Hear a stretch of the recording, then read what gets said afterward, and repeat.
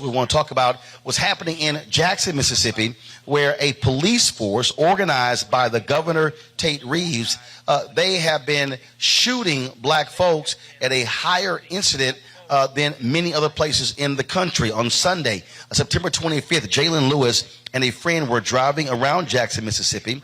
Somehow a reported traffic stop ended with Jaylen being fatally shot by state capitol police officers. Now, bullet holes in his vehicle show officers shot Jaylen while he was still inside with the window up.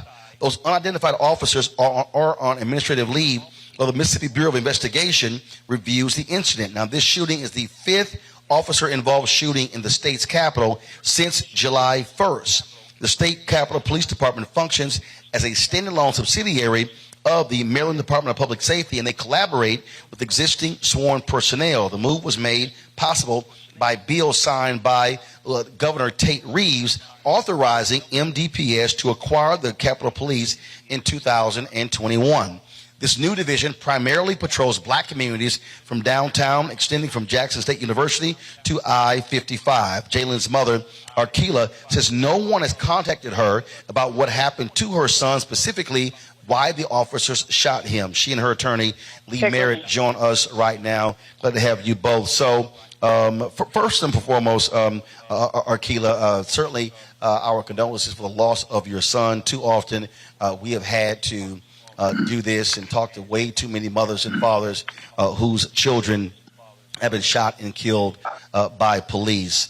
You say that no one has contacted you, and so this was September 25th. Was there an autopsy? Has there been a report explaining what happened? No. Well, I called the coroner's office and they said that there will be an autopsy done. However, they said that I'm entitled to one, but they're not ready to release it yet because it's still under investigation. Other than that, I have not been contacted by anybody, and even with that information, I had to reach out to someone. So police say that he was driving around.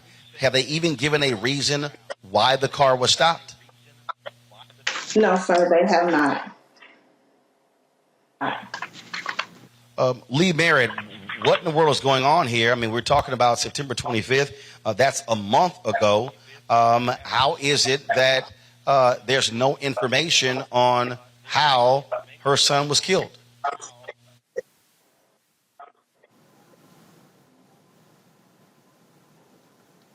Hello?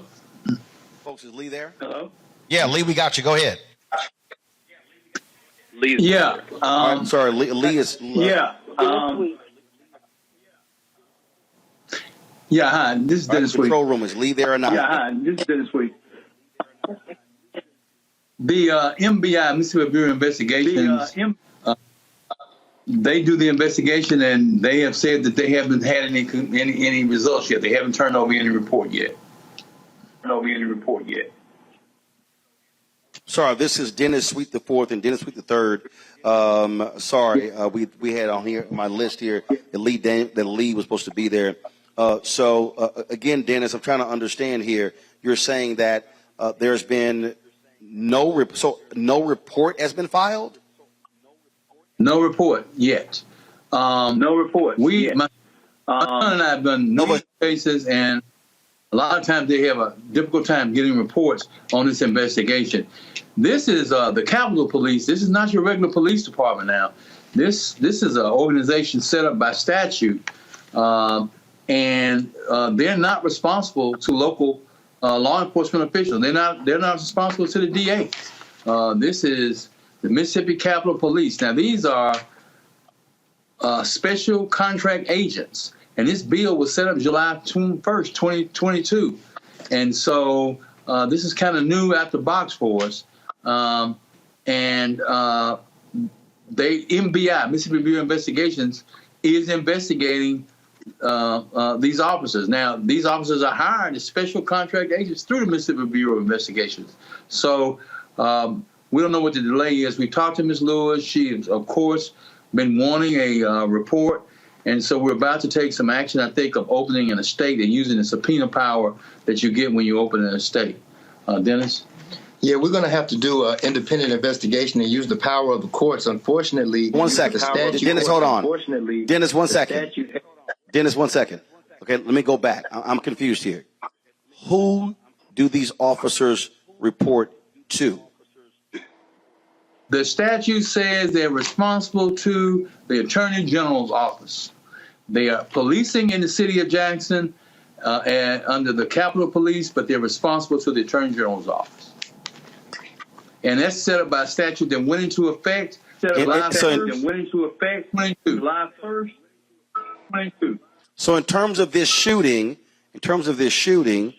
that means that the report should be filed by the AG's office. We should get it from, the Mississippi Bureau of Investigation. The Mississippi Bureau of Investigation. So it should come from them, the state law enforcement office. Not the local where it was, like we see in the police department. This will be from the state. This is absolutely confusing that a month has passed and a shooting takes place, a fatal shooting, and there's been no type of report whatsoever, which means that we don't know if these officers. So who put them on administrative leave, and how long is that? It's the state. The state has the authority to do the investigation. Local law enforcement, local investigators don't have any power. The statute gives the complete authority to the Attorney General's office and the governor. So all decisions on this have been coming from the state. And that's why it's important to try to get local counsel and local help so we can access the courts and try to get this seen and investigated through the courts and through the legal process. Ms. Lewis there has been diligent. She's been diligent. They've gotten his vehicle back. You see the pictures where the bullet holes. She's been able to get the vehicle, secure it. Ms. Lewis has, and her family, and they have possession of the vehicle now. She was able to get that back. She's, like you said, inquired about a autopsy, and she's waiting for the report. So the legal action we have now would be to use her and open an estate form and use the subpoena power of the court. We're hoping that they'll have something in the next couple of weeks. And Ms. Lewis has been down. We've counseled with her. And so we'll have to use our power, subpoena power of our courts to get this information.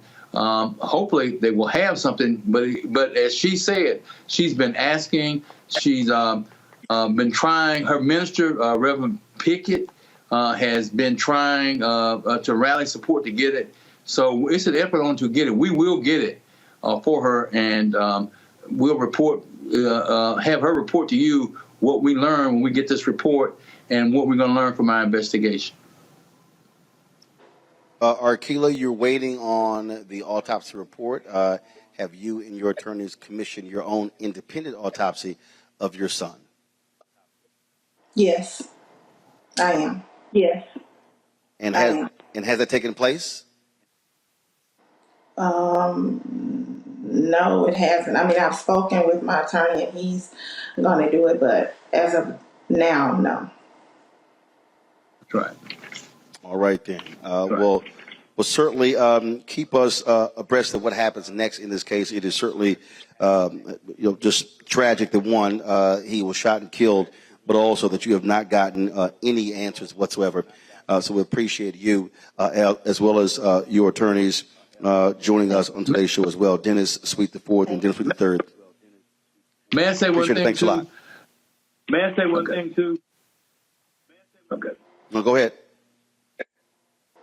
When you all are looking into this and you're waiting for answers, would you all please ask some answers to how a bill like this got passed where you could have special contract agents policing individuals in the city?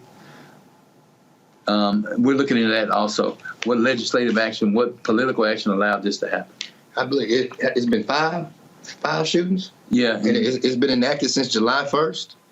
And I believe we've already had 5 shootings from this agency. 3 deaths. 3 deaths. 3 deaths. And they investigate the bill. All right. And they investigate the bill. We certainly appreciate it. Thanks a lot. All right, folks, back to our Roland Mark Unfiltered video in just one moment. This is our time, our moment to move forward, beyond the gun violence, the hospital closures, the unaffordable housing. Brian Kemp's Georgia for the wealthiest few. Stacey Abrams is looking out for every Georgian. She'll invest our $6 billion surplus in the fundamentals, education, healthcare, housing, and a good living, putting more money in your pocket to build one Georgia where everyone has the freedom to thrive.